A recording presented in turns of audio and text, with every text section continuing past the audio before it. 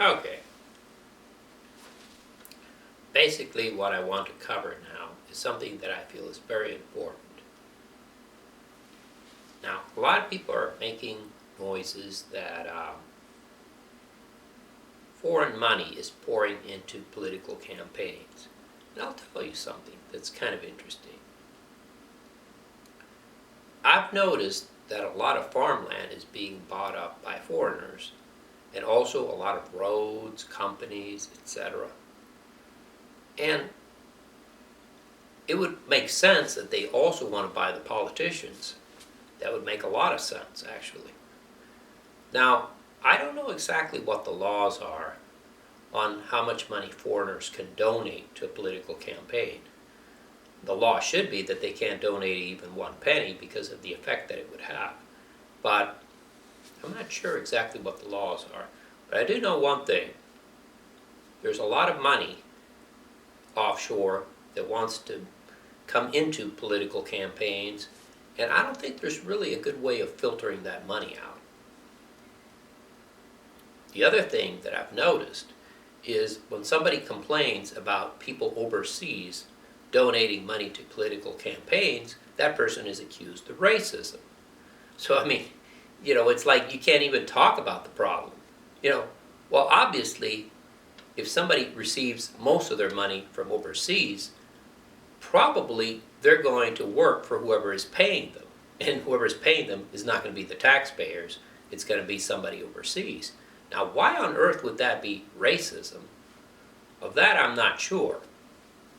I do know that, you have a problem when you allow rich people to donate a lot of money to political campaigns. We've seen that already.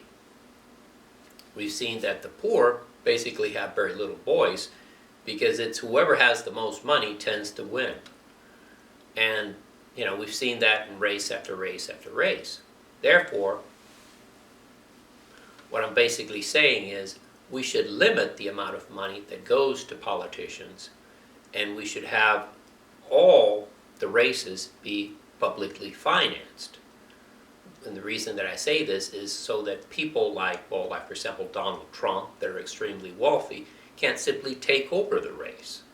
I don't think that's fair. I think that's what we're seeing. Now, at one time, we had McCain and our current president both agree that they would take public money and they would not take any campaign contributions. And then our current president changed his mind and said, well, I need to get more money, so guess what? I'm not going to just use public money. And basically, that's we are where we are now, where we have a flood of money coming in. Now, I'm pretty sure that McCain would have stayed true to his word and he would have just depended on public money. And if that had been the case, we might now have a situation where we can block a lot of the money that's coming in because it has a disproportionate effect on the way that candidates will vote. If they've received tons of money from, different groups. And I think that that's why you see the laws that you see. The laws do not reflect what the people want, they reflect what rich donors want. And a lot of those rich donors are from overseas. That's why you see all these laws letting in all these products from overseas, and these laws cause Americans to lose their jobs. And you're like, wait a minute, how does that help the people? Well, it doesn't. It helps rich donors that donate money to campaigns. That's who it's helping, and that's who the laws are written for, because they are the ones that are paying. And I remember one boss who said, what you find out is that whatever you pay for, you get more of that. For example, if you pay people to work overtime, you pay them, time and a half, or better yet, if you pay them double, guess what? You're going to have a lot of people that are going to want to work overtime. They're going to want to work extra hours because they want that extra money.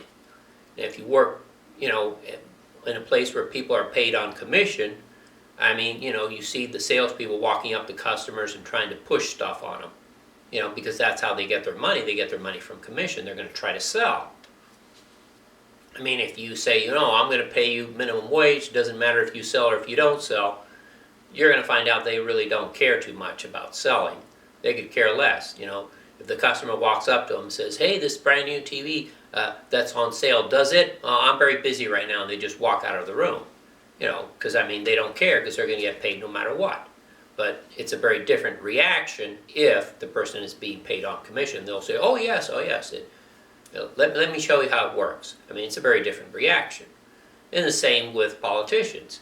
If the people are the ones that are paying for the politician, then the politician will probably answer to the people. But if the politician is getting their money from overseas, then probably you will see that the politician could care less what the people say. They just want to keep the money flowing. And they don't give a damn what the people say, which is the situation where we are now, where the politicians are getting humongous amounts of money.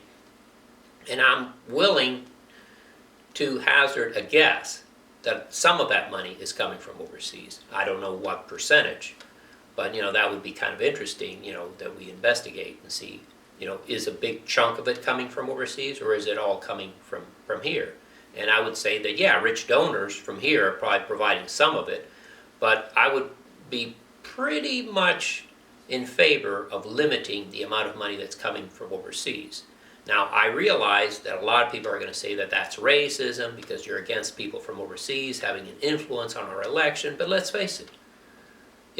I think that the people who should have an influence on the election are the people.